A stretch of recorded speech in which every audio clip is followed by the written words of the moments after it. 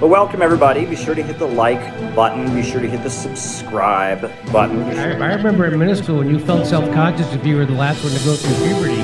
That really went topsy-turvy, didn't it? Sometimes the Hasbara, it's too much explaining yourself and it's too apologetic. Be sure to hit the notifications bell. I actually do believe Israel won't just bomb countless civilians. Be sure to tweet this out. Be sure to put this up on your Facebook.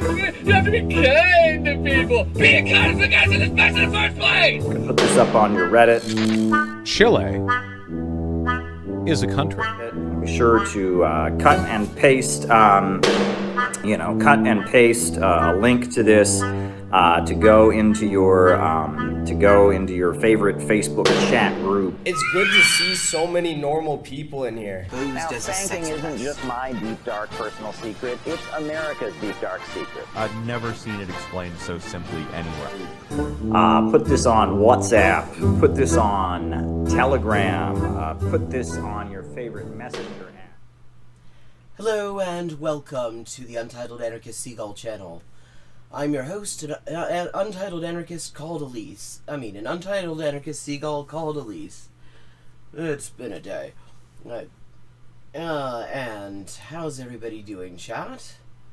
So, a fair bit has happened since last we met.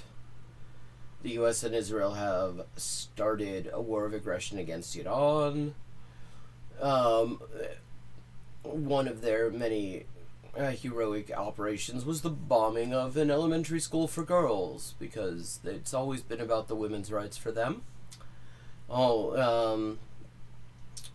And they also killed the supreme leader Ali Khamenei. And one thing that's not going to be pointed out in the media about this, at least not in the US media, is that Khamenei, who was killed along with his daughter, son-in-law, and granddaughter, was one of the leading opponents and leading obstacles to Iran developing a nuclear deterrent. Like, supposedly, what this has always been about. So, we've been hearing literally for 30 years now that Iran is just a few minutes away from a nuclear weapon. Trust us. And the media have just credulously repeated that, even when the U.S. intelligence community issued their national intelligence estimate in 2007 that they have never felt any need to revise, saying Iran does not have a nuclear weapons program. They're unlikely to develop one in the future. They said that with high confidence. Their words. They always state a confidence level in these things. And, yeah. So... And Iran, of course, has also denied it, and Khamenei, who was killed today, amongst hundreds of other people, actually was the author of the official last word in Iran on the subject. He wrote a fatwa against nuclear weapons, calling them uncivilized and un-Islamic. So, if the media in the US were even committed to the appearance of objectivity, they would, every time US politicians and Israeli politicians claim that Iran is, about to develop a nuclear weapon, whatever the fuck they say, they would follow that up. The bare minimum for just claiming to have balanced coverage would be to say, Iran denies this and points to a fatwa from sometime in the late 1980s, if I remember correctly, specifically banning the development of nuclear weapons, and the U.S. intelligence community concurs that they are not developing them. But they haven't done that because there's been this need to create this impression of that Iran is this huge fucking threat. Because that's what the U.S. does, and the U.S. is not alone in this. In order to justify aggression. This has been a long time in the making. And I want to just show you something, because I'm hearing, Democrats are like, oh, well, he didn't get our approval, and he didn't file the proper paperwork, and You know, not, I mean, like, the only person I've heard, like, in the Democratic Party who actually called this what it is, which is to say an illegal act of aggression, was the mayor of New York. I have my criticisms of the man because he's done a lot of things that suck, because he's the, like, chief of the executive committee of the capitalist class in New York, and you can't be in that office and not do a lot of things that suck. But I have absolutely no notes on his statement. It's quite correct, but everybody else is like, oh, he should have asked for approval first. The same people, it's worth noting, who have been working behind the scenes for the past week or two, trying to prevent a vote on the War Powers resolution brought by, like, Ro Khanna, I think it was, and Thomas Massie. And since they're, like, trying to wash their hands of this now, on the most just cowardly possible grounds as well, I thought it would be just useful to look for a minute. To just go back, we're going to go way back in time now, to 2024, the Democrats' platform. I want to just read what they had to say on the subject of Iran, which they spent a lot of time talking about. Oh, okay.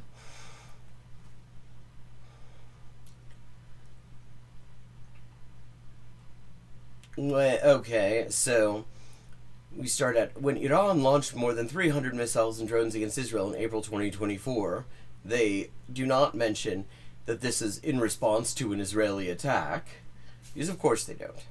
President Biden led an unprecedented defensive coalition, together with partners from Europe and across the Middle East, to defeat the attack, protect Israel, who they don't mention was, like, committing a genocide at the time, and stop the spread of a wider war. Stop the spread of a wider war. Like, because, I mean, if there's one way to stop the spread of a wider war, it would be to, like, protect Israel, the country that keeps on expanding its own war against all of its fucking neighbors and its indigenous population, from the consequences of their actions.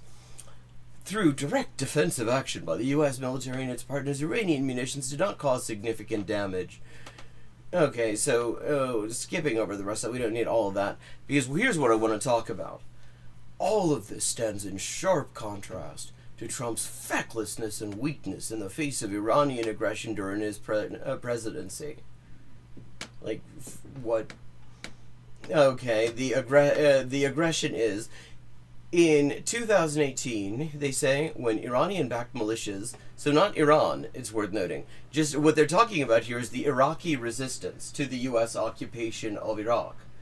When Iranian-backed militias repeatedly attacked the U.S. consulate in Basra, Iraq, Trump's only response was to close our diplomatic facility. In June 2019, when Iran shot down a U.S. surveillance aircraft operating in international airspace, according to the U.S., above the Straits of Hormuz, because, I mean, of course, if Iran sent a surveillance aircraft just into, like, U.S. coastal waters, into U.S. coastal airspace, or anywhere near it, the U.S. would totally tolerate that. They'd be cool with it. Trump responded by tweet and then abruptly called off any actual retaliation, causing confusion and concern among his own national security team. In September 2019, when Iranian-backed groups threatened global energy markets by attacking Saudi oil infrastructure. What was Saudi Arabia and the U.S. doing at the time, I wonder? And also, Iranian-backed groups, see, this is what they're doing. They can't actually point to anything Iran has done. So,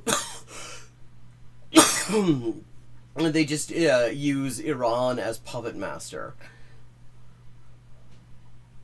Trump failed to respond against Iran or its proxies. In January 2020, when Iran, for the first and only time in its history, directly launched ballistic missiles against U.S. troops in western Iraq, in response to a U.S. attack again. Trump mocked the resulting traumatic brain injuries suffered by dozens of American service members as mere headaches, and again took no action. Well, I mean, what? Okay. I wonder if you could mention Democratic Party platform authors what happened right before that. Because, I mean, they make this look like this is happening apropos of nothing, as opposed to They literally just omitted the part where Trump launched an attack on Iran. But what they're doing here, okay, in 2024, is actually goading him into being more violent and aggressive toward Iran than he already was. And he already was very violent and aggressive toward Iran to begin with. They just conveniently leave all that shit out. So, like, they were absolutely barracking for for a war against Iran to be started, preferably one where they could pretend not to be the ones initiating it. So, I just wanted to note that this is, no matter what fucking Schumer and the rest of those assholes say, this is bipartisan. This has been worked on a bipartisan level for decades now. Really, for like 47 years, ever since the U.S. puppet regime there was overthrown. And, well, there we are. So I just wanted to mention that. I saw a couple of interesting videos in my Rex. From Non-Compete and Luna Oy. Oh, let me just drop the link in chat to that platform so you can see the whole thing that I'm reading from there. So yeah, called Resist War Propaganda, and analyzing propaganda is kind of a big part of what I do here. It's kind of my thing, and I like Non-Compete and Luna Oy. They generally do good stuff. So I thought we might have a quick look at that. I'm going to drop the link in chat. We're not going to watch the whole thing. We're going to look at a bunch of things, I think. But this is the video we're looking at. It's called Resist War Propaganda, and let's just have a look at it.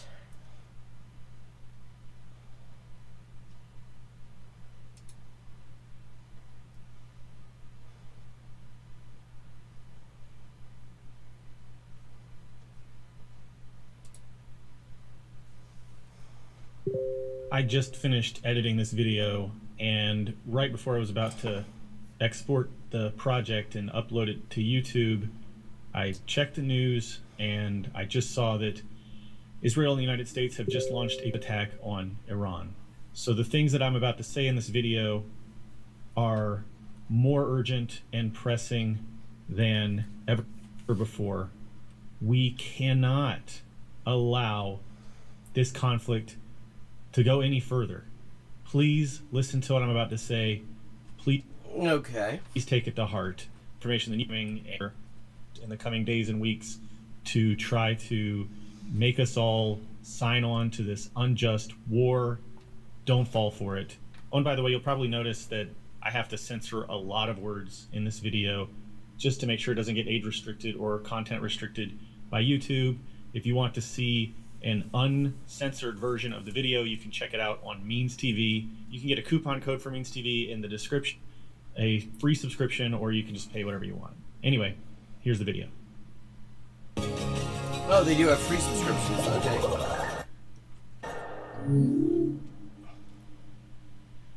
Okay, I mean, this stuff always interests me because, like, media analysis is a thing that we don't do anywhere near enough. We aren't really taught this. We're taught to identify propaganda in very specific contexts. One is when it's coming from an official enemy, and the other is just, like, advertising. I mean, but when it comes to identifying the propaganda that our, like, local propaganda system tries to shit into our brains, we're not really given a whole lot of education on that. So I'm always interested. We're coming in hot today with a little good old-fashioned self-critique. That's right, it's high time we roasted this jackass on this channel, and believe me, I've got it coming. Or at least I did for an embarrassingly long period of time. I'm talking until I was about 30 years old. I'm 42 now. During all that time, I never looked very closely, I have to admit, into the plight of the people of Palestine. And it's not like I wasn't paying attention to what was happening in the world in general. I'm someone who's always been interested in current events and geopolitics, going all the way back to high school. But unfortunately, I never really paid much attention to the atrocities that were being committed against the people of Palestine by Israel Okay. I'm gonna skip the self-crit bit because what I want to look at is if you want to watch the whole thing, which I would recommend, it's probably quite good, I expect, is the discussion of propaganda and how they talk about like how to identify it and stuff like that, because I think that's what made me want to watch this. Yes, this just means that we have collectively evolved our social understanding of the history of Zionist settler colonialism. As a class, we as workers have collectively developed a more sophisticated understanding of the ongoing genocide and occupation, and importantly, of the propaganda lines which have been used by Israel to justify decades of atrocity against the people of Palestine. A lot of those lines of propaganda will never work again in running cover for that genocide. Hopefully they will just never, there will be a knock-on effect and they just never will work again.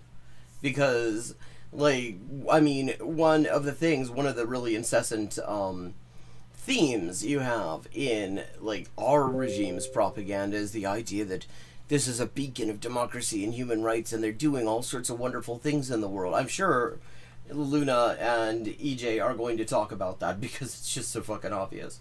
And they will probably do a good job on it as well. But, you can't look at what the U.S. has been doing to Palestine, for example, for, going on for 3 years, and still, for a second, believe that. And I think what's happened, and part of why you have all these censorship proposals that are being portrayed as, youth protection measures, is precisely that the mask has come off. People have seen exactly what's going on, and they've seen that each other has seen it as well. And that's kind of freaking out the ruling class. Collectively become more familiar with the ways in which Israeli propaganda functions. And this makes an increasing number of us more resistant, more immune to being swayed by flimsy arguments like, it's complicated. So whether or not there was any excuse for me being a shithead who bought into that propaganda and looked away from the suffering of the people of Palestine for so long back in the 90s and the 2000s, today in 2026, there's no excuse for anyone to believe that the plight of the people of Palestine is too complicated to wrap our heads around. If anything, in the 90s it was still quite hard to find out about these things. You had to know the right people, it had to know where to look. There were no search engines. The first ones were in the very late 90s, and they weren't all that great. The situation is simple. A genocide is being carried out. It's been broadcast on television. It's live streamed every day. Children are losing their lives by the thousands. An entire nation is imprisoned and now being threatened with total displacement from their homeland.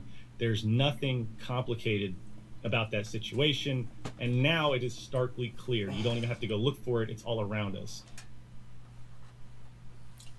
Okay. What I'm hoping, let me see. What I'm skipping ahead because I'm trying to find, it sounds like they're talking about, they're going to be talking about, identifying and understanding propaganda more broadly. And that's what I'm hoping to get to, because those are the thoughts that I think. Reality for people like us to live in.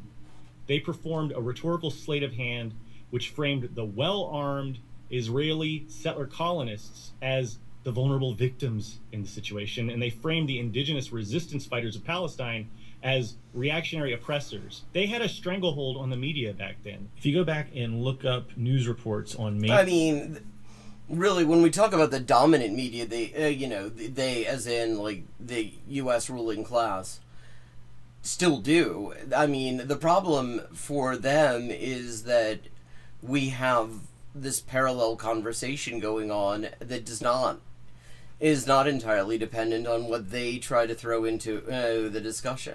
Mainstream news outlets from before 2020, they never really interviewed Palestinians. You never heard the Palestinian side of the story. Here's a typical example from CNN from 2014. They did not share a single Palestinian voice. They went around and interviewed several Israeli people. We have to continue because we have a lot of work to do there. Otherwise, they will find a way to come inside, you know, all the tunnels, and I don't know the name. And we have to... Yeah, like, I mean, and of course, hopefully they get into this. The reason that they feel compelled to, like, have at least a few Palestinians interviewed and stuff like that, and show at least a little bit of nuance, a little bit of the facts, is because it's about maintaining credibility. Because the thing is that at a time when you could be certain that if the U.S. dominant media did not cover something, most people would have no way of hearing about it. You didn't have to worry about that. It wasn't a credibility issue. You know, even if a few people found out about it, I mean, they had no way of broadcasting it, so most people it wasn't going to affect. Now, on the other hand, people have a way of finding out about it. There are all sorts of sources you can go to. You do not have to rely on like CNN and NBC and Fox and all that bullshit.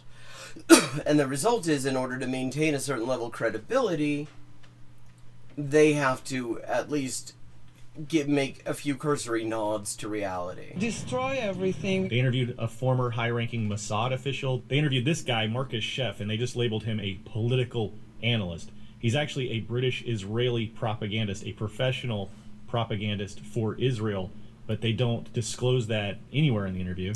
But they did not interview any Palestinian people. And that's pretty much how the media has always treated this topic. And something else for you to understand, especially if you're younger, back when I was young, in like the late 90s, the early 2000s, even into the 2010s, we weren't getting our information as much from these alternative sources like, you know, YouTube channels and yeah, I mean, YouTube was new in 2005, and a lot of people didn't really get into it until later. I mean, I remember Onion had a few years into the history of YouTube, the Onion had an article that was just hilarious. Like, YouTube has competition for people to make good video, because YouTube at the time was almost entirely like just random people filming just shit that nobody would ever watch. You know, no production values, nothing.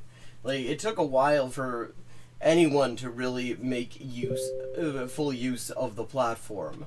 Blogs and that sort of thing. Really, most of the news that I was consuming, and I think that I can speak for most people who paid attention to the news, it was from television, the radio. Yeah, I'm old enough that I read physical paper newspapers. I mean, I still read physical newspapers when I can get them. And I like a physical newspaper. I like holding things physically. Actually, it turns out you retain information better when it's on paper than on a screen. Back then, you know, there was one take on the Israel-Palestine situation that was presented, and it was the Israeli perspective. It was Israeli propaganda. You weren't really hearing Palestinian voices that much, and you'd have to go out of your way to find that information. And over time, it's gotten easier and easier to where today, obviously, it's it's hard not to find the truth about Palestine now, right? Yeah, and this is hence all the fucking age verification bullshit. Okay, skipping ahead. Oh, that is a great picture of Michael Parenti. Fucking hell.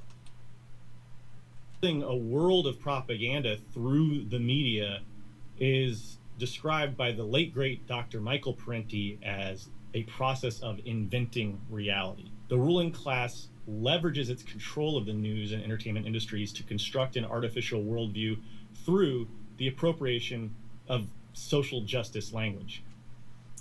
Yeah, I mean, and other things as well.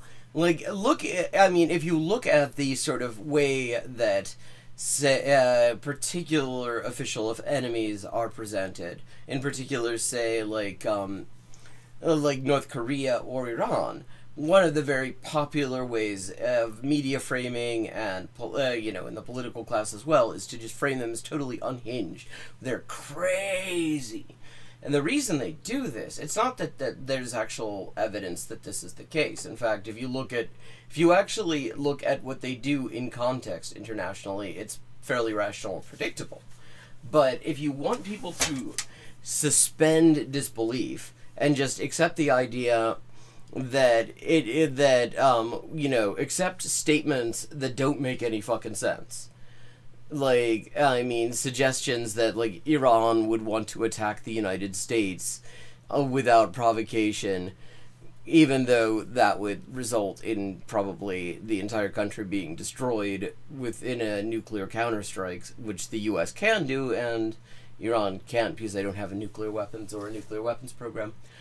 But when you say they're crazy, then it doesn't matter that it doesn't make sense. Then you can, like, convince people that, oh yeah, I mean, of course they're just gonna, like, do something that would result in, like, killing themselves and their entire country, you know. And you see that in the way things are framed. So, like, I mean, they especially do this with the DPRK, with North Korea, where it's like there'll be this statement from, you know, the Workers' Party of Korea or Kim Jong-un or whoever, and the way it'll be presented in the news, it'll be like, apropos of nothing, Kim Jong-un said to the U.S., "We're gonna kick your ass."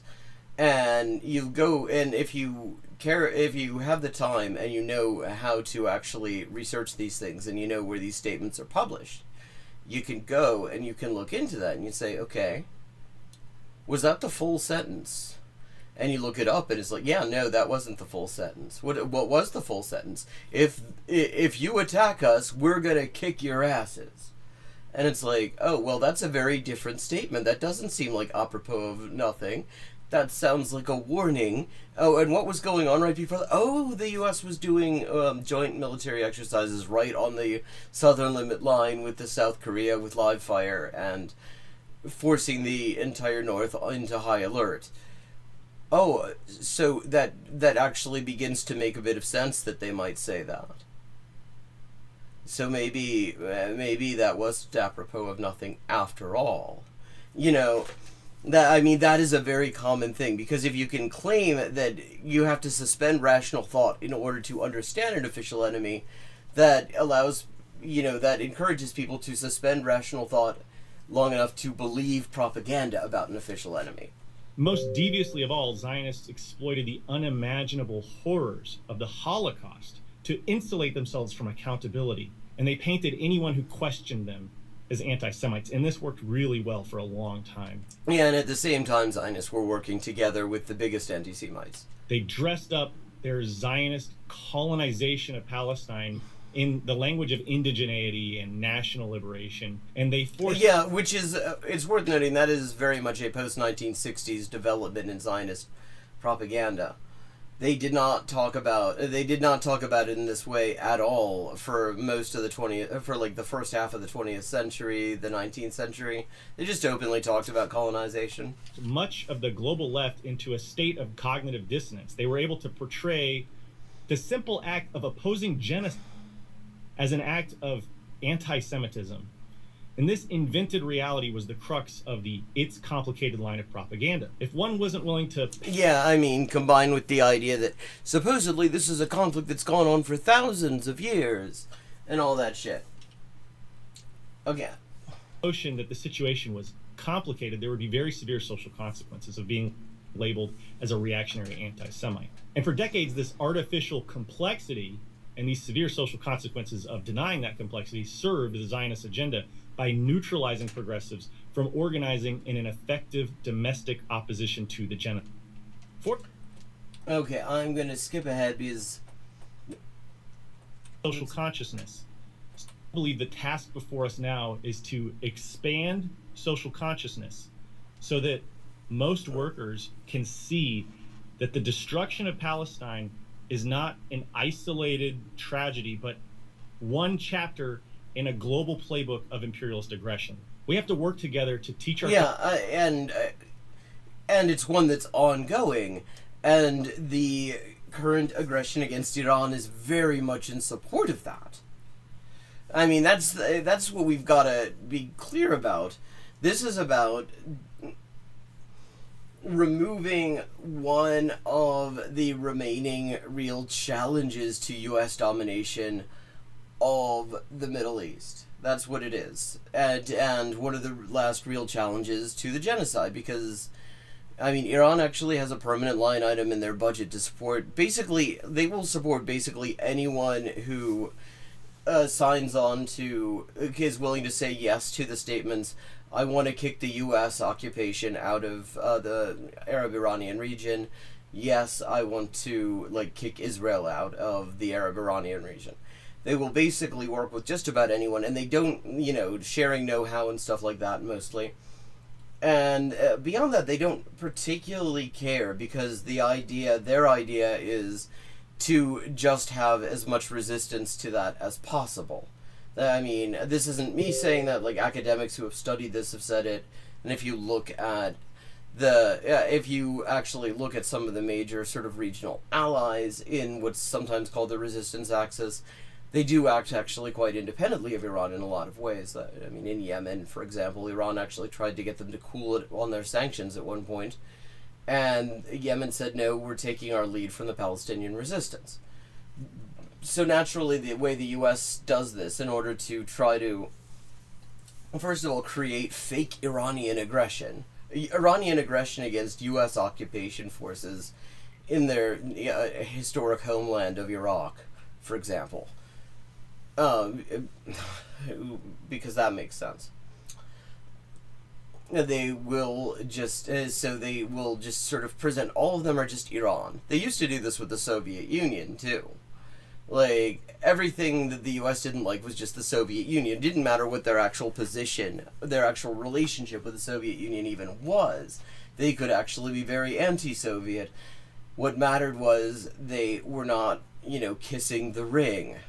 Fellow workers, that Israel is not an anomaly. It is one of many front lines in an imperialist war that the United States wages, along with Israel, against sovereign peoples everywhere. Many of us now have the courage to stand with Palestine, but far too few of us are able to recognize the urgent need to stand with other nations which are being similarly attacked. Or at the very least to stand against the aggressors. I mean, because here's the thing. You don't actually have to like everything that, you know, the government in Yemen are doing, or that the government in Iran are doing. You can think that a lot of what they're doing domestically sucks. But that isn't really the question. The fundamental question is a world where the genocidal regimes of the United States and Israel can just sort of murk entire countries and entire ethnic groups with impunity and just fucking get away with it over and over and over again. Is that a world that we want to have? What is better? A world with, like, an intact Islamic Republic with, you know, all the criticisms that of which there are many, or a world where the US and Israel are just fucking running roughshod? And I don't think it's actually particularly hard to see that the latter would be a fucking catastrophe. Much the same way, and with much the same sort of propagandistic justification. So the next step in the development of our collective social consciousness, as far as imperialism goes, is to see the through line which connects Palestine directly to nations like Venezuela and Cuba and Iran. Venezuela issued an absolute a piss weak statement, speaking of Venezuela and Iran, where they condemned both sides. I mean, they did say it was, unfortunate that the U.S. and Israel opted for military force, but then they described the Iran's counterattacks against U.S. occupation bases and Israeli military facilities in the region, the exact facilities that this attack is being launched from, as, what was it? Indebidas y condenables, or in other words, undue and worthy of condemnation. And it's like, well, what the fuck are they supposed to do? ¿Qué weá? ¿Qué se supone que deben hacer? ¿Quedar de brazo cruzado, weón? But Venezuela is being kind of held hostage at this fucking point. And, that statement is very clear.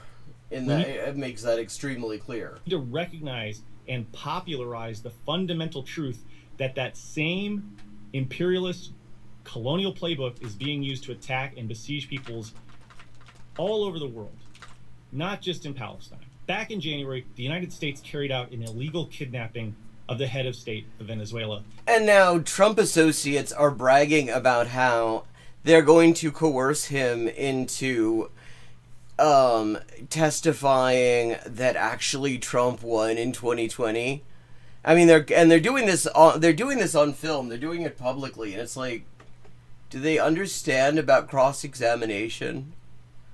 They're sitting here bragging about, yeah, we're gonna coerce him into saying anything we fucking want, as just in order to keep his country alive and stuff. Like, opposing counsel will have access to these fucking interviews. They will be like, so. I mean, it is what's called impeachment material in the rules of evidence, and there is a gracious plenty of it because these assholes do not know when to use their inside voices. And this in turn gave way to a de facto occupation and dissolution of Venezuelan sovereignty in many ways. And that has led in turn to a major humanitarian crisis in Cuba. And that has led in turn to a major humanitarian crisis in Cuba. Surely none of you will leave patronizing comments about this. Okay. So I wasn't going to watch the entire thing. I just thought this was interesting. I'm going to drop the link again in chat in case somebody didn't get it. We're going to see what else there is to talk about today. Looks like a good video in any case. I highly recommend it.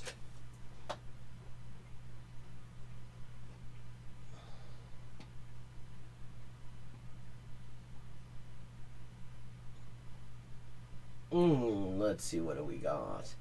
Ooh, we got some Matt Walsh. Okay. Interesting. So Matt Walsh appears to be arguing here.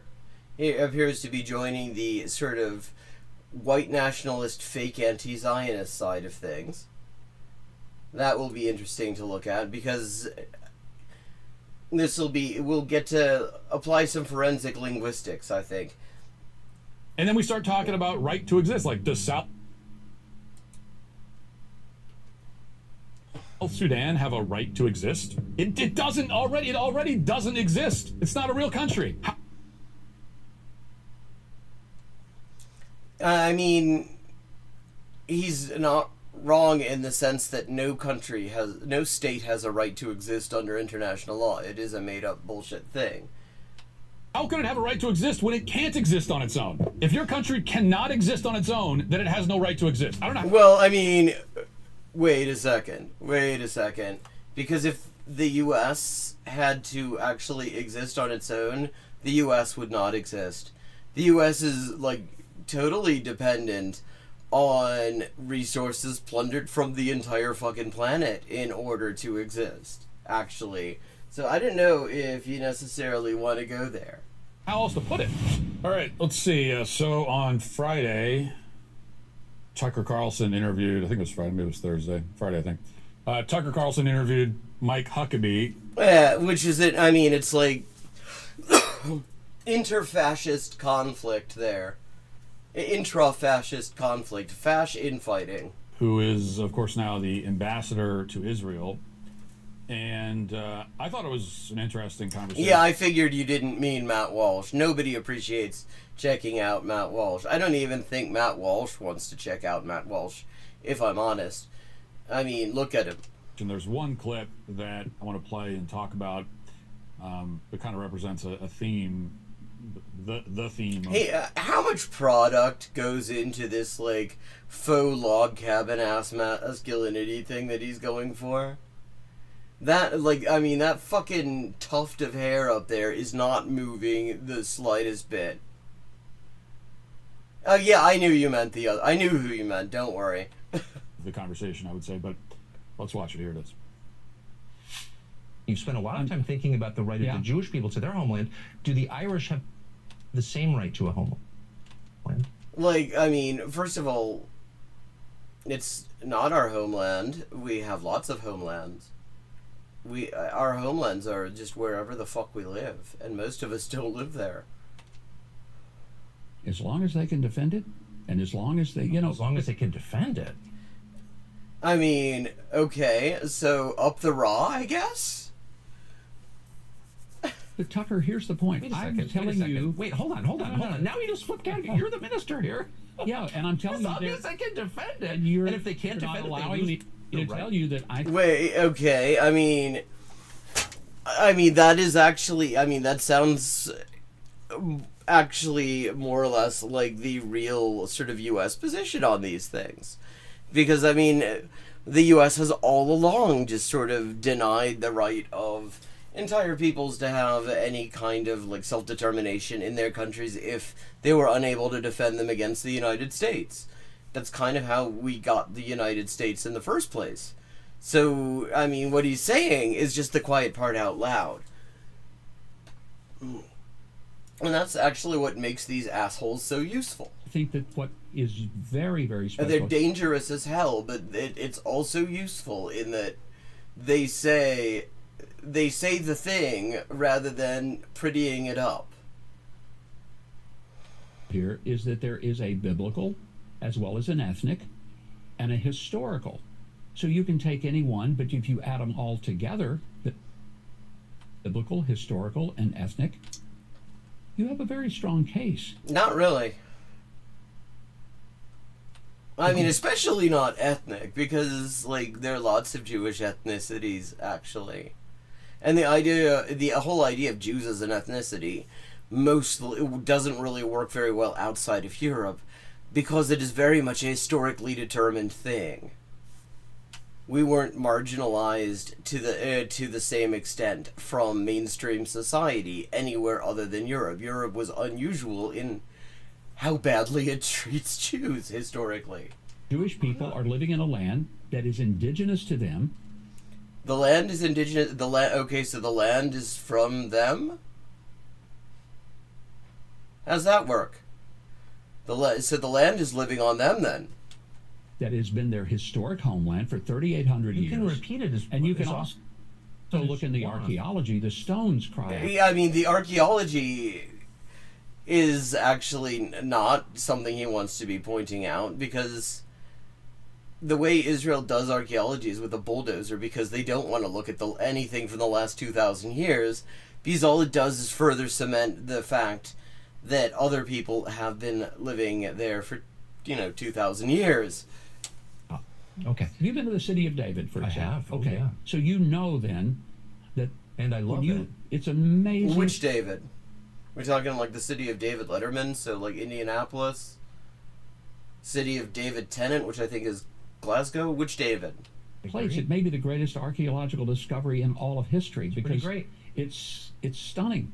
And they still continue to find things that date the Jewish people to this land archaeologically. Well, they find a lot of things that date other people to this land, actually. They just don't talk about those, they just destroy them. For 3,800 years. We can date the British people to their land much longer. Much thousands of years longer. Stonehenge is 3,000 years older than any building built by the descendants of Abram in this country. And so it's fine. Yeah. I'm not trying to invalidate anyone's right. I mean, just wanting you to affirm that right, but it makes you... I'm saying, but are those lines, are those rooted in something other than the historical connection? Well, great. Then we have a historical connection to the places we've been living mostly for the past 2,000 years. You see, and this is where you could tell that Zionism is anti-Semitic. Because Zionism doesn't give a shit about our historical connections to the places we've been living recently. It only seems to care about historical connections when it justifies colonizing Palestine. They should have it. But and they have a right to have it. But then you said if they can defend it, and if they can't defend it, they lose the right. But I didn't say it was exclusive one or the other. I think you're really going off the... Wait, okay. I want to know if these principles apply universally or if they only apply to the people of Israel. This is a conversation, a debate about Israel's right to exist, and much of the interview centered on that question. I mean, just listening to his voice, I feel like his life would be greatly improved, and maybe even his politics would be improved if somebody would just slip him some Dulcolax. Clip may not have even been the best representative sample of that debate, but I mean, actually, I mean, having seen other samples of it, that actually is about as coherent as Huckabee ever got. It certainly is related to it. Much of the conversation can circle around this question: does Israel have a right to exist?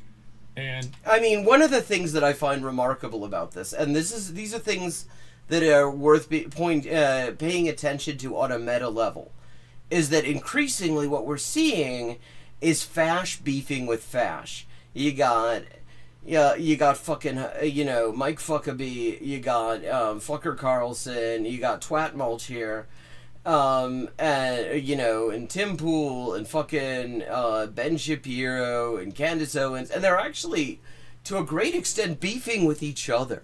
There is division in Fashland.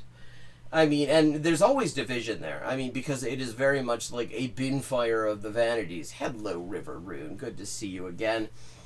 Oh, God, I'm glad I had that cup of tea. I felt like I was going to just fall asleep earlier, at the earlier stream. Cup of tea is a very nice thing. God, what was I saying? But, I mean, it seems like, actually, ever since Charlie Merck got kirked, that all they do is fight each other more than anything. And I think that is a useful thing, because it means it becomes that much easier to sort of point out to their target audience of, like, rubes just how full of shit they all are, because now they're pointing it out about each other. I just want to say that from my perspective, the whole question, the whole debate... Wait, Google Play is still offering the Daily Wire app, but they deleted Upscrolled? Fuck off. Really is based on a false premise. And my answer to this is one that doesn't really make anybody happy, because I don't think that Israel has the right to exist. I don't think that any country has the right to exist. I mean, unironically, he's not wrong. Unironically, he is absolutely not wrong about this. Like, just international, the whole concept of a right to exist in the case of, the Zionist entity comes in the 1980s, when the PLO had offered mutual recognition as a basis for talks. And Israel didn't want to have talks, and the U.S. didn't want to have talks. Because if they have talks, then maybe they might reach some sort of a deal, and that deal will probably involve Israel not stealing any more land, or maybe even having to give back some. And so they said, okay, yeah, neat. Arafat has recognized Israel's right to exist in peace within recognized borders, the right that Israel has under international law. But it's not enough. He hasn't recognized Israel's right to exist, meaning the legitimacy of Israel existing. The idea that even when there wasn't an Israel, for most of, like, the modern history, that there needed to be one, that it was like, and everything. And of course, Palestinians could never, no self-respecting Palestinian could ever recognize that, because it means recognizing the legitimacy of ethnically cleansing them. I don't think there's any country that we can look at and say they have a right to exist. Would you apply that to the U.S.? And let me explain what I mean by that. Okay, I have a feeling that this thing where I say he's unironically right is about to end very abruptly now. So first, I think you have to define your terms, not to be pedantic, but in this case, it's not. What do we mean by right? We really gotta. This is. And in this case, we do know what they mean by it, because they spelled it out. They spell it out fairly regularly. They're saying the legitimacy of the creation of the State of Israel. That is what they're talking about. The legitimacy of everything that was involved in the creation of the State of Israel and the legitimacy of its current existence on Palestinian land. That's what they mean by it. They're very clear about it, but they don't, it doesn't get mentioned a whole lot because it's just often taken just for granted. Obviously, Israel has a right to exist, and obviously that should be the ticket of admission to even be allowed into the conversation. This is a word that comes up a lot in our debates about any topic. Any topic, it always comes back to someone making a rights claim. I have a right to this, I have a right to that. Well, what do you mean by that? Okay. This is interesting. Let's see where he's going. What does that mean? And I think very often the people that are talking about it, using the term "I have a right to it," they really have no. If you were to ask them, "Well, what do you mean you have a right to it? Like, where do you get that right? Where does that come from?" They wouldn't be able to tell you. Well, because because a lot of the discourse of rights is just it's obvious that it's the right thing to do. That's where the word right comes from. Because a lot of it is just like it comes down to, well, if I don't have that, I can't I can't like survive. So, and people have a right to remain alive and stuff like that. Yeah. I mean, the whole thing eventually comes down to because we generally agree that this is an important thing for people and something that shouldn't be taken away from them, or at least something we want to pretend that we would never take away from them. So to me, I think the word right means an entitlement. That's what a right is. I mean, okay, with him so far. In fact, this is a point that I make. Like, a lot of people will be like, you hear this thing, you see memes go around. I mean, this has gone on for years, even before memes, really. Where people are like, Social Security isn't an entitlement. We paid into that. And it's like, I mean, like, that is the thing to challenge. And first of all, we pay into all of it. The welfare system, I mean, which, such as it was, but it was a hell of a lot better than what we have now, that existed until Clinton abolished welfare as we know it. We all paid into that shit, too.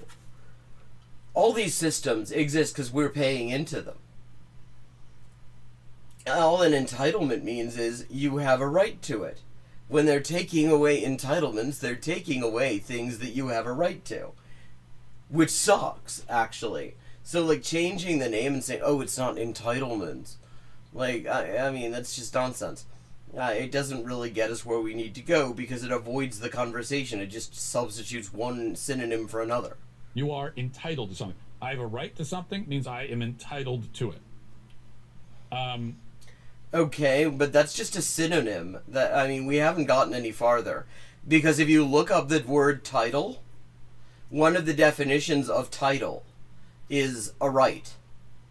You talk about, like, title to a car, title to a house, title to a building. You look that up and it means right. And if we don't mean, when we say right, if we don't mean entitled, then I don't know what we mean. Well, okay, but again, not wrong, but that's because they're synonyms. Like, literally, these are, that is a Germanic and a Romance version for the same concept. So if you object to my definition of right, then you gotta tell me what yours is. But his definition isn't a fucking definition, it's just a synonym. That's like if somebody asked me to define eyeglasses, and I just say spectacles. Well, what the fuck are spectacles? We haven't gotten any further. I've just given you another word for them. Because as far as I can tell, that's what we mean. When someone talks about right, they say, when someone says they have a right to something, they're saying they are entitled to it. Like, yeah, but... So, for example... So what? And you can be entitled to things. Like, if you... Okay, but, I mean, if you want to actually define... See, I mean, what he's run into, and that he's quickly running away from, is the fact that he is talking about one of this is one of the fucking most complicated and controversial concepts of philosophy and law and, like, sociology and everything. What is a right? There are libraries of debate on what this means. And Matt Walsh is just a fucking fash grifter. He's not qualified to have that conversation, so all he's done is like, yeah, what a right means is that you are entitled to it. That's what it means. Like, yeah, but what does it mean to be entitled to something, Matt? I mean, and, like, how does this help us understand the concept? Because, like, I mean, if you look up different, like, legal philosophers and moral philosophers and, all, like, any kind of fucking philosophers, every single one of them will have a different take on exactly what it means to have a right to something. And none of them will say that that it will find it satisfying to say, oh, that just means you're entitled to it. Have a contract with your employer, let's say, you have a right to the compensation outlined in your contract. I mean, potentially you have a right to even more compensation that's outlined in your contract. You have a right to it. You are entitled to it. Those words mean the same thing. Like, I mean, giving an example of a contract, it's like he's almost getting to the issue here, which is you have to, in order to make sense out of the concept of a right, you have to have some sort of idea of what a source of a right is. And a contract is an example of what is generally considered to be a source of rights within, like, modern capitalist legal systems. But we're not actually any further here. You can rightfully say, I'm entitled to that. Oh, rightfully. What does rightfully mean? I have a right to that. It's not just about contracts. My kids have a right to be cared for. Like, he totes did not come and think about this in it beforehand. He thought that he could just walk in there and, like, give a definition of a right without spending any time thinking about it. And so he hasn't thought about it, which is, although I actually think he's probably, just judging from this, thought about it a little bit more than a lot of his fellow right-wing grifters. But that's not a whole lot, because all he's doing is giving examples of sources of rights. By me, fed, protected. They are entitled to that. Yeah, but what does that mean that they're entitled to that? Why are they entitled to that? Like, what does it mean that they're entitled to it? And you can't say they have a claim to it, because that's just another fucking word for it. They have a right to it. They're entitled to it, both legally and morally. So now, I mean, again, he's just listing sources, particular ideas of morality and particular legal systems. But we still have not actually approached what it means to have a right to a thing. These are just ways in which a right can be acquired. Spiritually and in every other sense. We have rights outlined in the Bill of Rights. I mean, that's just another example of rights derived from legal systems. We're entitled to that. Protection against unreasonable search and seizures. Well, I mean, I would argue that protection against unreasonable seizures is even more important. The ability to own firearms and so on. We are entitled to that. Well, okay, so so the ability to own, because guys like him have been getting very nuanced about the Second Amendment ever since the sort of people guys like him like to kill started feeling that maybe they should be packing. As Americans. Well, yeah, and the word entitled gets a bad rap because...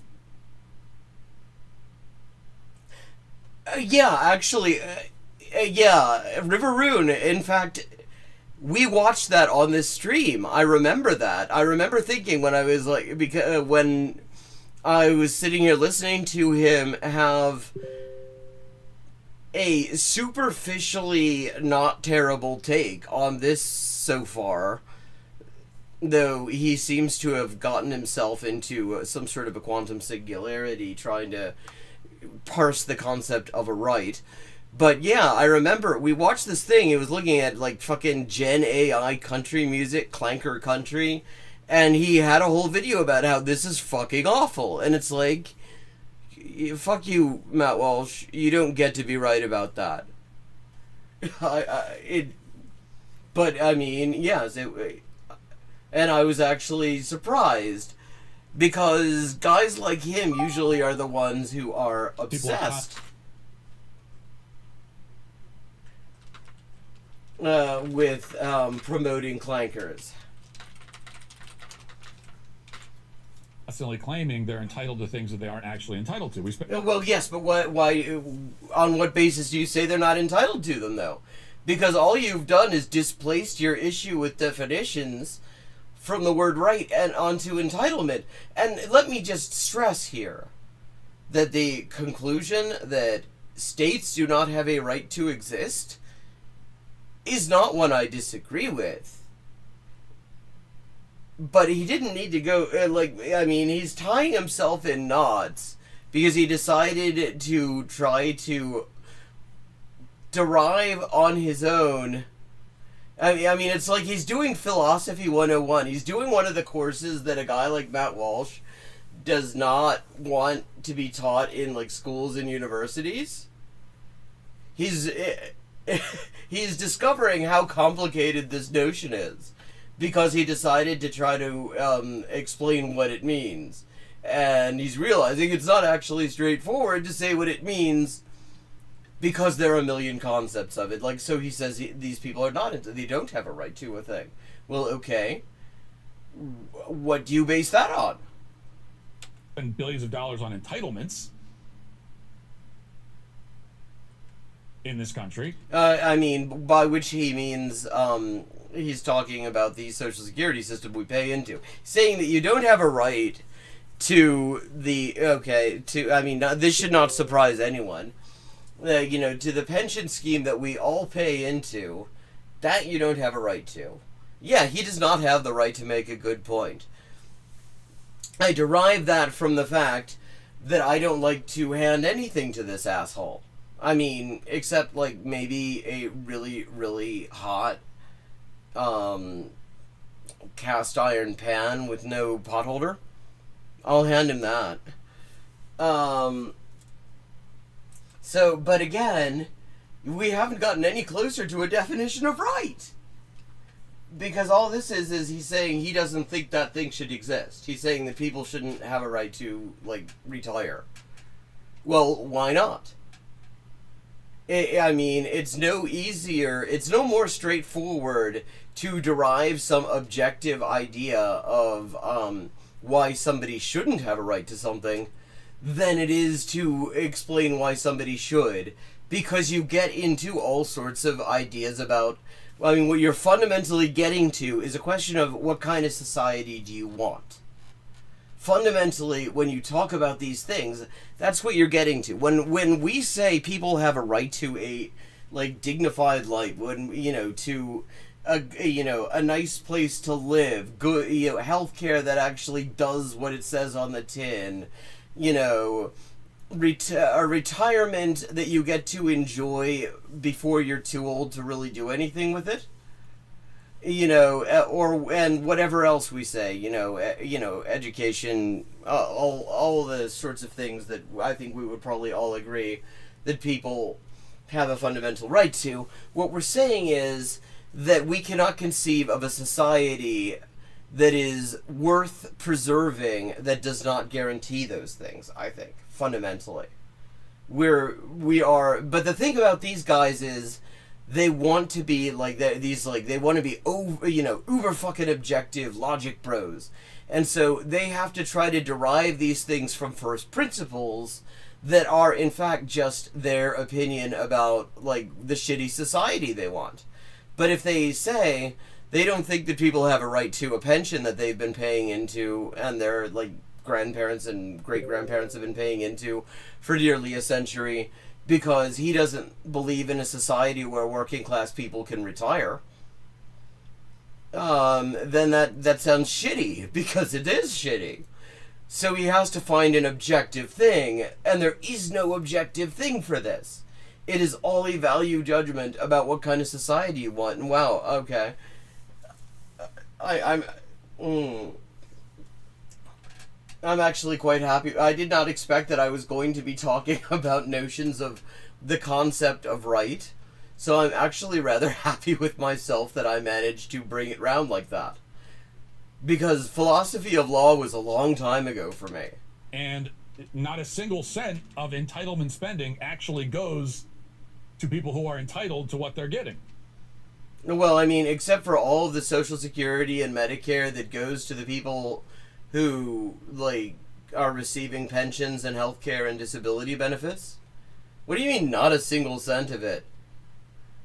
I mean, if not a single cent of it goes to the people who are entitled to it, i.e. the people paying into the system, then clearly the real problem here is not that they aren't entitled to it. The problem is that they are, and somebody is skimming off the top. Probably somebody who Matt Walsh would stand to the death. Nobody is entitled to receive anything through our entitlement programs, even though we call it that. I mean, what does he mean nobody is entitled? Because he was pointing out earlier that laws are a source of right, and there are laws that say that we are indeed entitled to it. That's the only reason we get it. It isn't because the ruling class is nice. There's a law that says that, and they know all hell would break loose if they got rid of it. It's why they keep tiptoeing around it. So, what does it mean to say they're not entitled? You're saying, I mean, a minute ago, the law was a source of rights, a source of entitlement, Matt. So now the law isn't a source of rights and entitlements? What is your countervailing principle? Other than that you don't think people should be able to retire and get health care. We shouldn't call it that. Why not? So, that's the confusion. I agree. We are seeing some confusion. But people can be entitled to certain things. Yeah, which just means people can have rights, so we still haven't actually gotten a definition of rights. And those are their actual, real rights.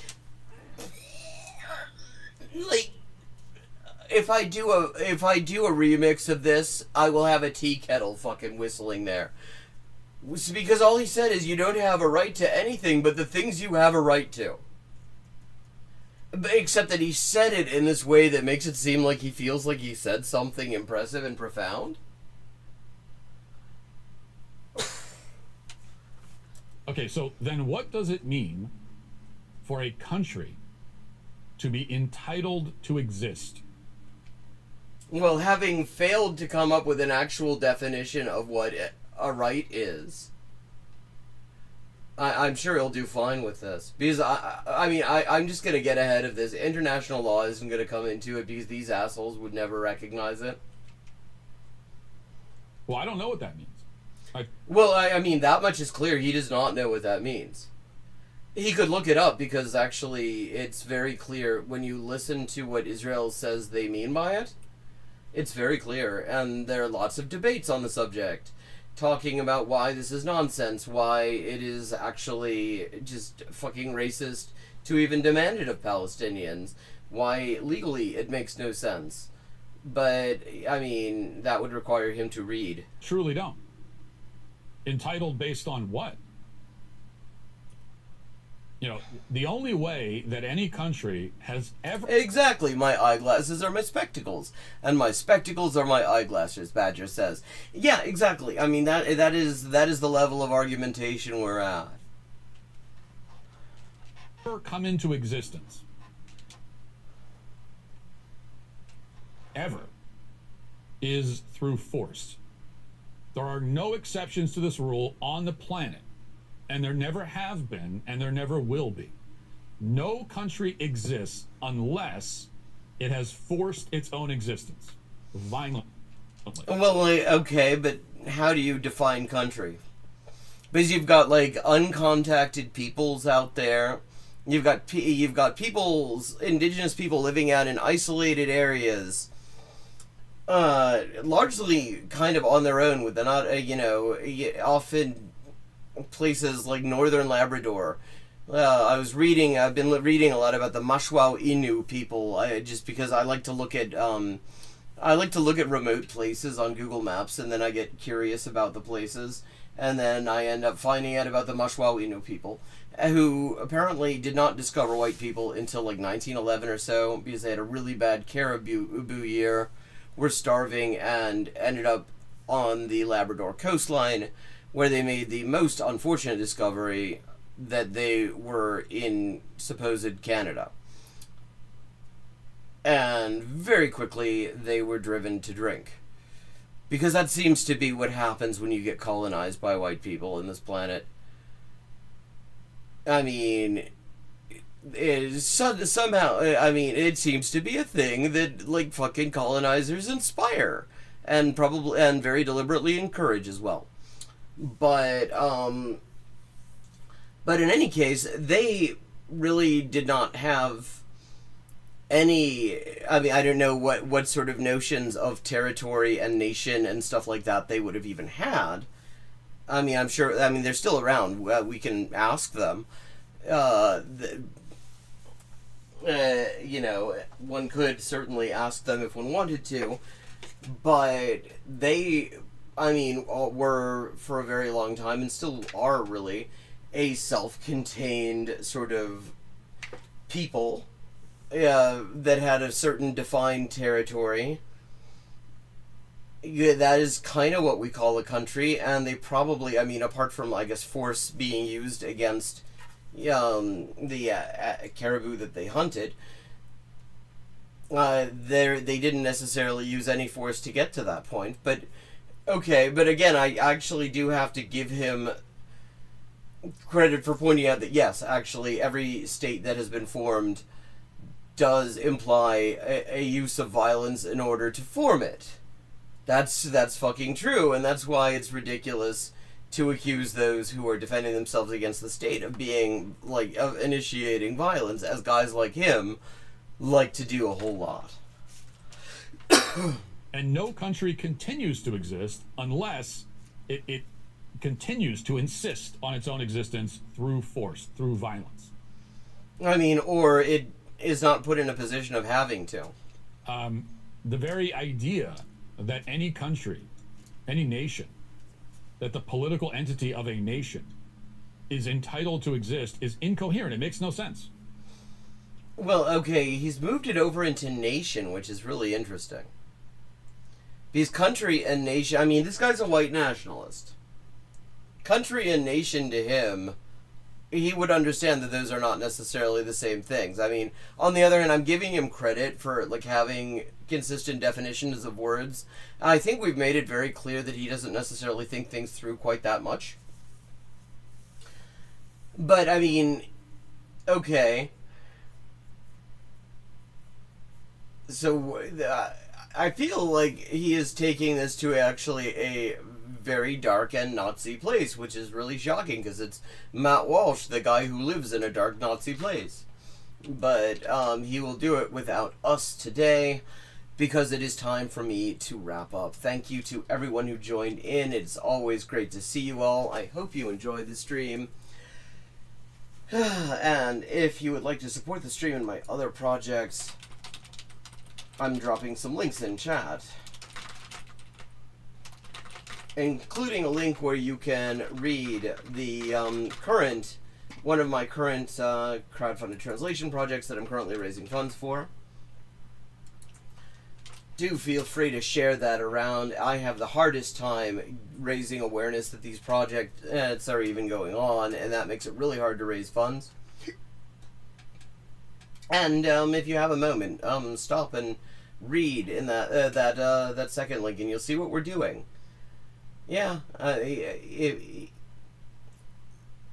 Rights are entitlements, and entitlements are rights, and if you aren't entitled to something, then you don't have a right to it. Have a good night, and see you next week.